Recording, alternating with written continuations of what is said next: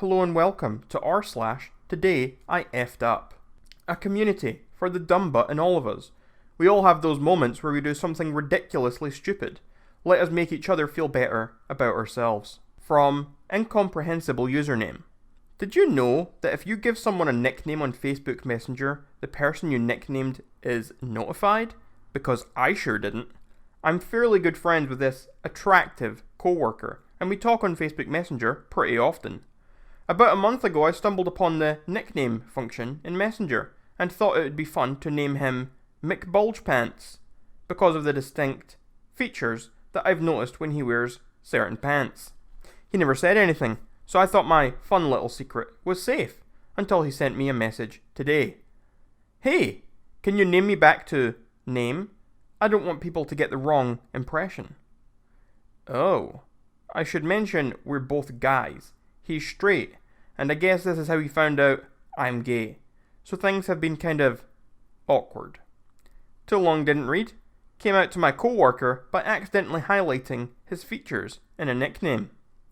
From GamerTeach. I'm a secondary computer science teacher. I teach kids aged 10 to 18, so a huge range of physical, mental, and intellectual maturity. One of my favourite groups is my 5th grade intro to game design class. They're always excited about basically anything we do, and they are young enough that they still care about earning the respect of their teacher. I have 2 kids in particular that stand out in the class, Chloe and Lina, not their real names. Chloe is one of the sweetest kids I've taught. She is always bright-eyed and bushy-tailed, a talented artist who has a lot of compassion for the people around her. She's also a massive space cadet who needs to be constantly brought back on track with whatever is happening around her. Lina is blisteringly ignorant and well accomplished for her age, with a sense of importance that goes along with being a semi-prodigy at age 10. She became a Karen in utero, comes from a mighty line of Karens, and shall one day walk among them as their queen. We spent about a week working in a piece of software that had been problematic for us from the start. Lots of weird server hang-ups and failed updates. Because we're an international school and can't always connect properly, after 5 class periods of watching them flounder, I decided that I would try something new. I started up with new software, no connection required, and an introduction activity. About 5 minutes into the activity, Chloe's attention slowly wandered back from wherever it had gone. Chloe. Wait, this isn't that other software. Why aren't we going to do that anymore? Me. Nope, this project went live on a farm in Wisconsin. We're doing something new now. Chloe. Before we moved, my dog went to live in a farm in Wisconsin.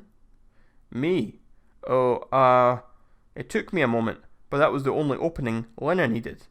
Lina. Parents say that when your dog dies. Your dog is dead, Chloe. And then came the tears. From Nera Koi. Today I effed up by drunk ordering a tarantula.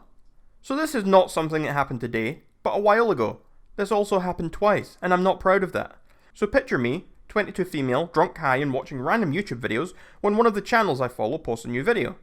Now I'm subscribed to various tarantula channels because I find them fascinating and because I want to know my enemy. But that night they showed a green bottle blue tarantula, a carabina versicolor, and another really pretty species I can't remember. Just know that these are really colourful, pretty arachnids. So I do what any drunk person does. I order the tarantulas. I wake up the next morning to find €70 missing from my bank account in a transaction to spiderworld.eu. Oh, did I mention I'm extremely arachnophobic, like will cry and scream until someone comes and kills even only a daddy longleg chilling in the corner arachnophobic. So I was still hungover and more than a little panicked. I wrote to the shop, and the best message my still adult brain could muster was, "Can I retract my order? I was very drunk when I made it. I'm arachnophobic, please." Verbatim.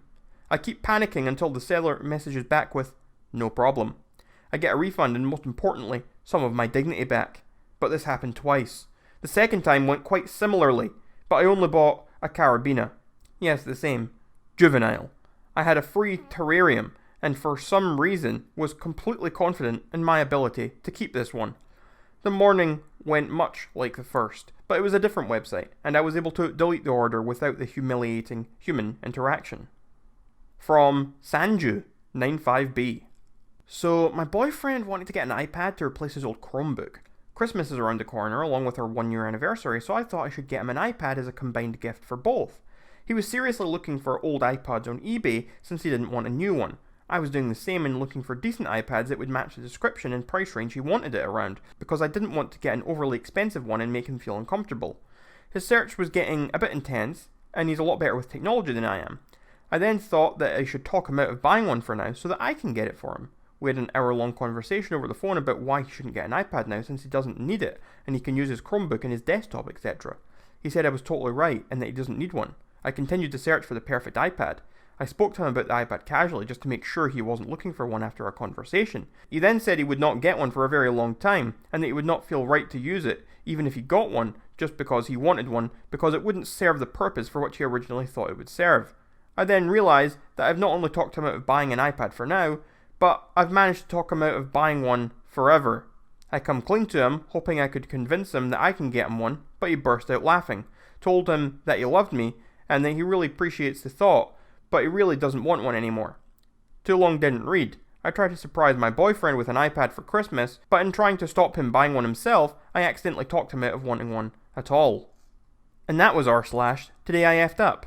Make sure to leave a like on this video if you liked it, and make sure to subscribe if you're new here. And also make sure to turn on that notification bell so you never miss any of my future uploads.